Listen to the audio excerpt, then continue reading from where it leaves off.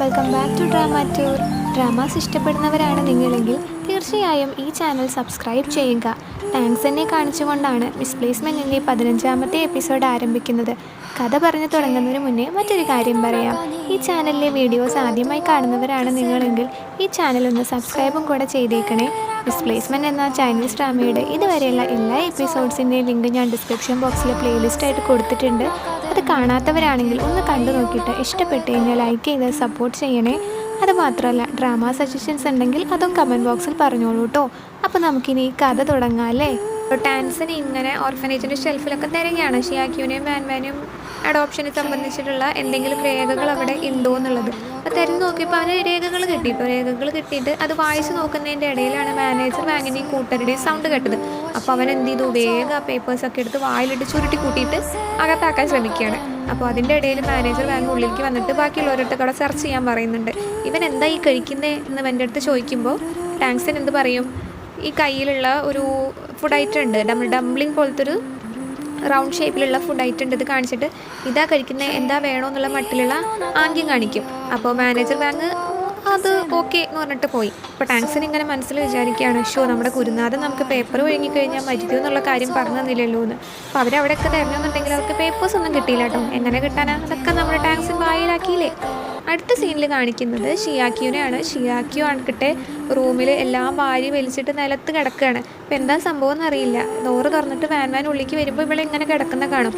അന്വേഷിക്കുമ്പോൾ മനസ്സിലാവും തലവേദന വന്നിട്ട് മരുന്ന് കിട്ടാതെയായപ്പോൾ അവൾക്ക് ആകെ ഭ്രാന്ത് പിടിച്ച പോലെയായിട്ട് ഡ്രസ്സിങ് ടേബിളിൽ തട്ടിയിട്ട് എല്ലാം നിലത്ത് വീണതാണെന്ന്.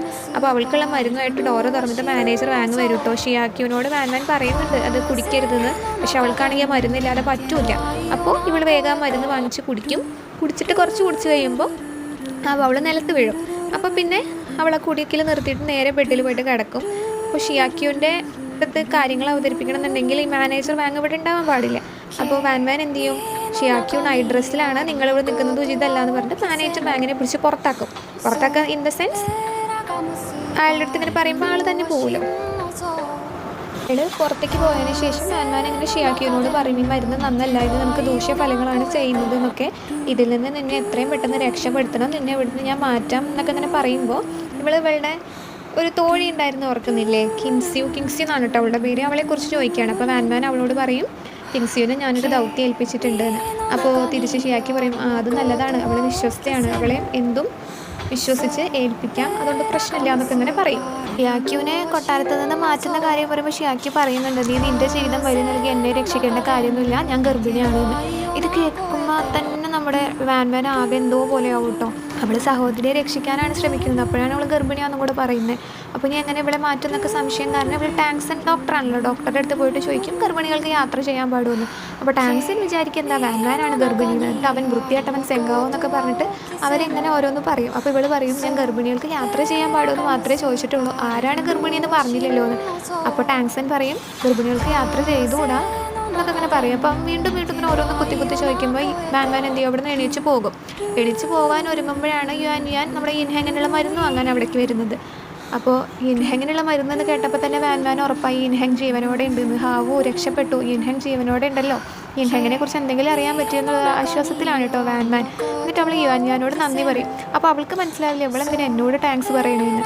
അപ്പോൾ ടാങ്ക്സൻ പറയും, ഇൻഹെങ് ജീവനോടെ ഉണ്ടെന്ന് നീ പറഞ്ഞു കൊടുത്തില്ലേ, അതിനാണ് വാൻ എന്നോട് നന്ദി പറഞ്ഞതെന്ന്. അത് കഴിഞ്ഞിട്ട് യുവാൻ്റെ പിന്നാലെ നമ്മുടെ ടാങ്സൻ സൈക്കിളിൽ പോകട്ടോ. അപ്പം തന്നെ അവർ തമ്മിൽ ചെറിയ എന്തോ ഒരു സ്പാർക്ക് ഉണ്ട്. അപ്പോൾ ഇവൾ ഗർഭിണികളുടെ കാര്യം വാൻ പറഞ്ഞത് യുവാൻ കേട്ടോ എന്ന് ടാങ്സന് സംശയമുണ്ട്. അപ്പോൾ ഇവളത് ഇൻഹെങ്ങിൻ്റെ അടുത്ത് പോയി പറയുമോ എന്ന് പേടിച്ചിട്ടാണ്, എന്താ ജീവനും ഉറപ്പില്ലല്ലോ ആരാണ് ഗർഭിണിയെന്ന്, അത് പേടിച്ചിട്ടാണ് ടാങ്സൻ ഇവളുടെ പിന്നാലെ പോകുന്നത്. വേഗം എന്ത് ചെയ്യും, ഇവളത് പറയാൻ തുടങ്ങുമ്പോൾ യുവാൻ്റെ വായ വേഗം പൊത്തി പിടിക്കും ടാങ്സൻ. എന്നിട്ട് അവളത് പറയാൻ സമ്മതിക്കില്ല.